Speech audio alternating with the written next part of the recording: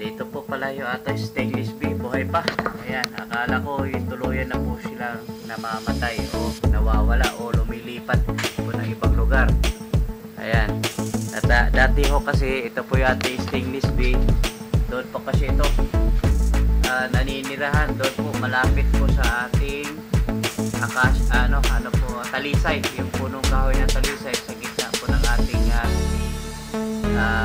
taniman. Kaya matagal ko na po itong napansin, kaso lang hindi ko natsimpuhan kasi minsan wala po sila rito. Maaaring naghahanap buhay po sila, naghahanap ng pagkain, at ngayon po natsimpuhan po yung ating stainless beam. Hindi dito lang pala sila. Akala ko ng araw nawala na talaga. Ayan, ito po yung hindi nangangagat, at ito naman po yung nakakatulong dito po sa ating mga tanim. Sila po yung nagpo-pollinate doon po sa ating mga tanim po rito. Ayan, malaking tulong po ito mga pariente, at mabuti na lang dito pa sila. Ayan.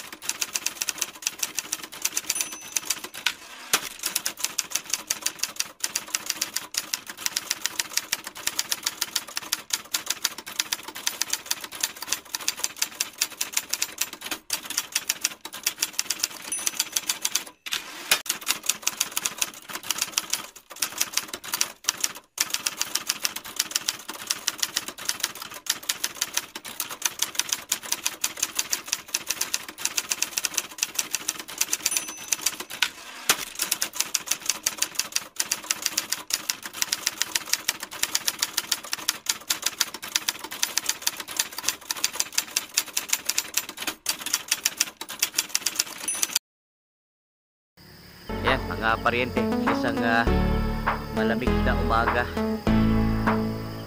Dati ho natin ginagawa pag nandito po tayo sa farm, iikot po tayo at pagmasdan po itong progress po ng ating lalo na po rito sa ating talungan. Ito po 40 days after transplanting. Ayan, pagamat sabay po silang ipinunla, pero hindi po sila sabay-sabay na lumalaki. Yung banda roon, doon po sa isa, pangalawa, pangatlong plat na yan po mga nahuhuli, pero pansin po natin mukha yata humahabol po sila. Ayan, at dito po sa ating gawing kaliwa, ito po medyo nauuna. Kaya nga po kahapon nakakuha na po tayo ng 3-4 na pirasong malalaki mga pariente. Ayan, ito na po sila mga pariente. Ito po, tapos na po ito. Nakapagbalag na po tayo rito. Kasi hindi na po ito magtatagal. Talagang kasi pansin po natin mga pariente, ang dami pong bulaklak. Napakarami pong bulaklak. Kaya ngayon pa lang naglagay na po tayo ng balag, kasi inaasahan po natin na pag ito po nakakabuylo na po ng pamumunga, ayan, mahihirapan na po yung sanga po nila at sumasayad sa lupa. Kaya ito na po, ngayong araw na to, ito po yung gagawin po natin. Tatapusin po natin ito pang paglalagay po natin balag. Ayan, ito po, mayroon lang malalaki dito, pero kahapon mga parente, napakalaki po yung nakuha po natin. Ayan, marami na pala mga parente yung malalaki. Kaya sa sunod na buwan ay doon na po tayo makapag-umpisa ng harvest. Marami na po tayo mapipitas next month mga pariente. Ayan, lang po ito, mga around 600 hills lang po ito, pero umaasa po tayo na pag ito po nakakabuylo na sa pagpamumunga, ayan, marami po ito mga pariente. Ito na po ito. At pansin din po natin mga pariente, wala po tayo nakikitang yung talbos na ano, na nalalanta. Ayan, sana'y maaagapan ho natin yung ano, kasi napasukan na po tayo ng borers at yun naman po kahit anong eksperto sa pagsasaka, hindi ho maiiwasan na mayroon talagang makakapasok. Ayan, kahapon din po mga parente, naglagay din po tayo, nag-aabono po tayo. Ano nga mga 2 linggo na hindi po tayo nakapag-abono kasi nung nakaraang linggo medyo tingin ko po ano, malulusog naman po sila, kaya bali 15 days bago ho natin binigyan ulit po ng ano, abono mga paryente. At dito po natin pinapadaan si ating abono. Ayan, wala na pong laman mga paryente. Yan mga paryente, sisilipin po yung ating ipinon ng papaya. Ito po yung mga ano na, 1 linggo na mula itong ipinon na, pero wala pa po tayong nakikitang ano, sumisibol.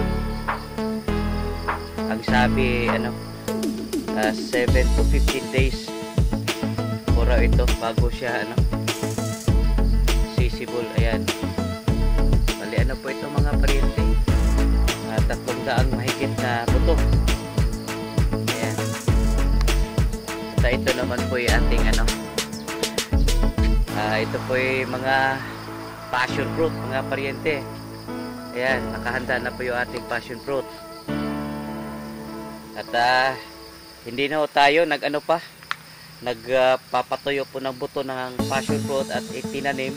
Ito po yung mga dito lang po sa ano, malapit lang po sa puno ng ating passion fruit. Ito po yung mga nahuhulog na mga hinog na katulad po nito mga paryente. Oh, ito po yung mga passion fruit na nahuhulog. At dito ho natin nakukuha po yung ibang ano, mga seedlings dyan.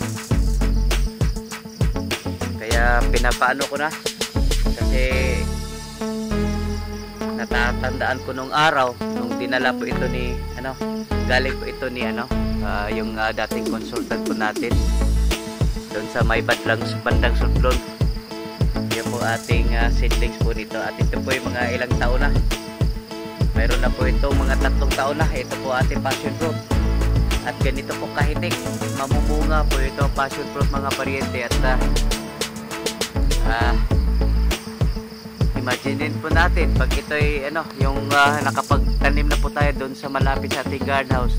Ito isang puno lang mga paryente, ganito po siya kahitik, mamunga. Yan o, ang daming bunga po mga paryente.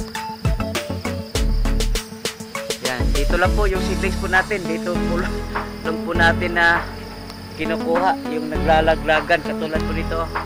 Ito po yan ang passion fruit po ito mga paryente. Kaya hindi na po tayo nagtanim pa ng ano, gagaling sa buto o sa kanyang cuttings. Sinubukan po natin, nagtanim po ng cuttings. Ayan, hindi po ano, nagtutuloy mga paryente, namamatay. Buti na lang mayroon po tayong nakikita rito mga ano, dito lang po tumutubo. Kaya mayroon po tayong nakaabang na seedlings ng passion fruit. At yan, pag may ano, malulog na po yung ating maintenance, magpatayo po tayo doon ng istruktura po ng balag na gawin ho nating permanente. Ayan, tagal na ho tayong hindi ho nakaano po rito, nakapag-video dito po sa ating bahay kubo. Ayan, ito na po yung itsura po ng ating bahay kubo mga paryente. Oh, ito po sa paligid po niya, punong-puno po sa mga tanim. Ayan, ating bahay kubo. Iikot ho tayo mga paryente. Ayan o, ito po yung ating ano, dirty kitchen. Ayan. Ito po yung ano, ating ano, bahay kubo. Pag ito po ay napinturahan ulit o nabigyan po ng ano, napapakintab ulit, ito po yung maganda pa rin naman ito mga paryente. Ayan. Ito na po yung ating sa loob po na ating bahay kubo na punong-puno po ng mga tanim po mga paryente. Maganda rin po yung pagka-maintain po rito kasi may isang tao po na na mahamahala po rito. Kaya alagang-alaga po yung mga ating mga tanim po rito. Ayan, ang ganda po mga paryente oh. Ayan. At yun po ating malunggay mga paryente. Walang po ito, unlimited po yung ating malunggay po rito oh. Ang dami po napaikot din po itong ating malunggay. Ayan, paikot po ito. Ayan, ito po yung mga matatanda na tinutol para siya, sasanga siya ulit. Ayan. Ang lalaki na puno mga paryente. Ayan. Dito po wala ho tayong magsasawa ho tayo rito pag mahilig ho tayo sa malunggay, magsasawa po tayo rito. Pero pag ito ay nandoon sa syudad, ito po ay ating binibili. Ayan. Ang mahal nga nito sa grocery mga paryente. Ayan. Ayan, update din po tayo dito po sa ating greenhouse. Yan, nakabukas. Hindi po yata na isara po ito. Hindi kasamang senti. Mahirap ni kasi ito pag nakabukas. Baka may mga pumapasok dito po yung katulad ng mga paru-paro. Buti na lang mayroon po tayong ganito mga paryente oh. Malaking tulong din po ito. Kumbaga ito po yung first line of defense para hindi ho tayo mapapasukan. Pero dapat ito nakasara. Nakalimutan yata. Hindi kasamang senti. Yan. Na po yung kalagayan po na ating litos mga paryente. At sa panahon po kasi ngayon mga paryente, magmula po nung Disyembre, halos dalawang buwan na tuloy-tuloy po yung pag-uulan. Kaya hindi po tayo yung pong mga litos po natin medyo leaky po mga paryente kasi nakukulangan po ng sikat ng araw. At yan naman po yung normal po sa kanila mga paryente kasi ito po yung ating litos. Gusto po ito yung sikat po ng araw, wag lang sobra. Ayan. Kaya yung ating litos ngayon, hindi ho tayo produce po ng medyo magandang litos po ngayon. Yun na nga, dahil nga sa kulang po sa sikat ng araw. Pero punong-puno po yung ating lettuce. Itong greenhouse po natin mga paryente. Punong-puno po sa lettuce. Ayan. At ito namang tumutunog. Ito po yung ating tangke po ng tubig. Ayan. Dito ko po kinuha po yung inventory natin, injector. Kasi hindi na po tayo nangangailangan po ng oxygenator po rito. Kasi kita nyo naman mga paryente oh. May bumabagsak na mga tubig. Ayan po yung nakapag-produce ng oxygen dito po sa ating tubig. Kaya kinuha po yung dito po yun yung inventory po natin. Nakakabit po yun doon sa ilalim. Kinukuha ko, ginamit ko doon sa ating gulayan. Ayan. At ito na po yung kanyang timer mga paryente. Power po natin sa ating bomba. Ito po yung tangke. Kasi ito po yung bago ho tayo magdagdag ng tubig po roon, dito ho natin nilalagay muna yung tubig. Kasi sinusukat po kasi ito yung laki po nito eh. Kasi yung po ating nutrient solution, mayroon po yung ilang litro, mayroon po yung katumbas na ilang nutrient solution ilalagay mo. Kaya bago po ito ipapasok doon, ilalagay po natin sa ating tangke. Dito pa lang tinitimplahan po na ng yung ating nutrient solution. Ayan. Kalimutan kung saan po yung linyada po nito. Ay, dito pala mga paryente. Ayan, may po rito, may bulbal no? Kababad sa tubig. Ayan, madali lang naman yan ililipat dito sa loob. Yung tubig po rito, madali lang ililipat sa dito po sa ating tangke. Kasi mayroon po tayo linyada po dyan, mayroon pong bulba po rito, isang pihit lang. Yan po ano, yung tubig po rito. Lilipat na yan doon, dadalo yan dito sa loob sa ating main tank. At mayroon po din tayong kung sakasakaling maglinis po tayo dito po sa ating tangke, mayroon din po tayong bulbal po rito para kung sakasakaling gusto ho nating ubuson o maglilinis pong tubig po rito sa ating tangke. Ito lang po yung ginagawa po natin, tumatakbo po yung bomba po niya. At yan po pinapalabas po natin yung yung tubig. Kumbaga tinatapon kasi kung sakaling maglilinis so dito tayo sa ating tangke. Ayan. Ito po yung mga pinupon lang lettuce mga pariente. Mayroon na nga sumisibol. Ang kagandahan po kasi nitong Rexone mga pariente, halos 100% po ito yung germination po niya. Ayan.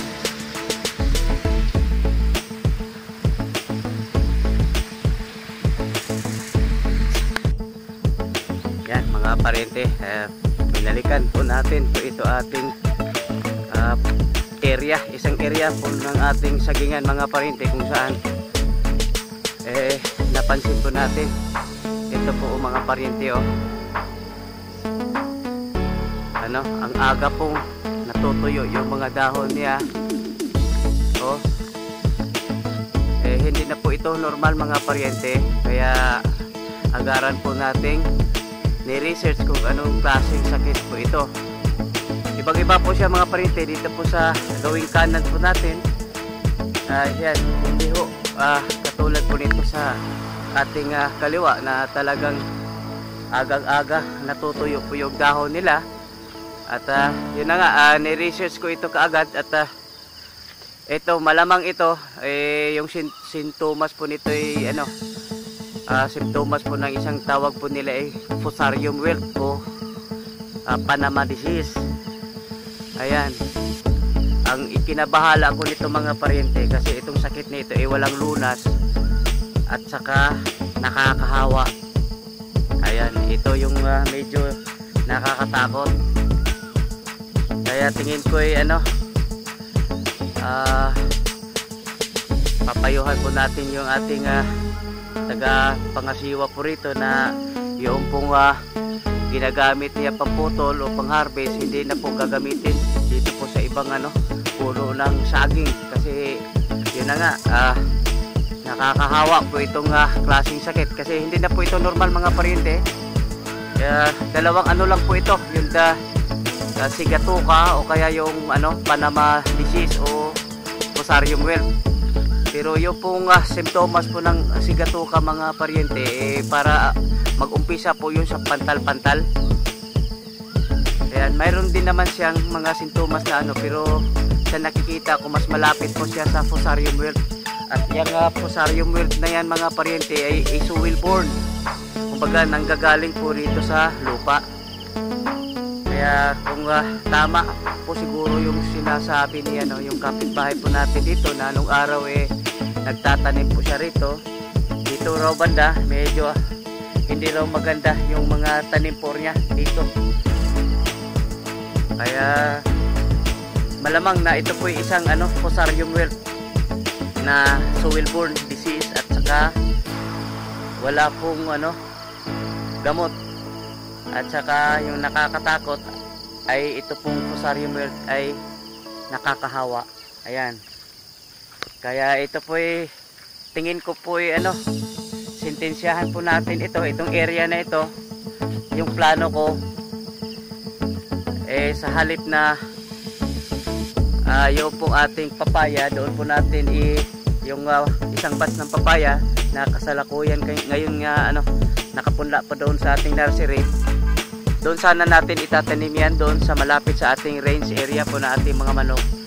Pero dahil dito makayatang dito ko na siguro itatanim yung ating isang batch po na ating papaya. Kasi pag hindi na ho kasi normal po ito mga pariente. Kita ho natin Ayan, katulad yan. Hindi pa naman yung isang puno nga rito, may bunga pa naman mga paryente. Pero pati yung malapit doon po sa pinaka-talbos po niya, yung pinakatuktok, natutuyo na mga paryente. Ayan, oh. Itong saging nito mga paryente, oh. Kaya hindi na po ito normal. Ito po ay tiyak po, hindi sakit. Hindi ko lang matiyak kung ito po ba ay Fusarium Red o yung pong tawag po nila ay sigatoka. Pero yung sigatoka mga paryente, yung sintomas po noon, parang pantal-pantal, nag-umpisa po siya sa pantal-pantal. Ayan, mayroon na mga pantal-pantal, hindi langhaw ako sigurado kung ito po ay sigatoka o Fusarium Red. Ay, kaya kailangan po ito mga paryente, titignan natin. Makiano po ako, makipakausapin ko yung kasamang Denver kung anong maganda po rito. Pero sa tingin ko ito ay ibabakante po natin.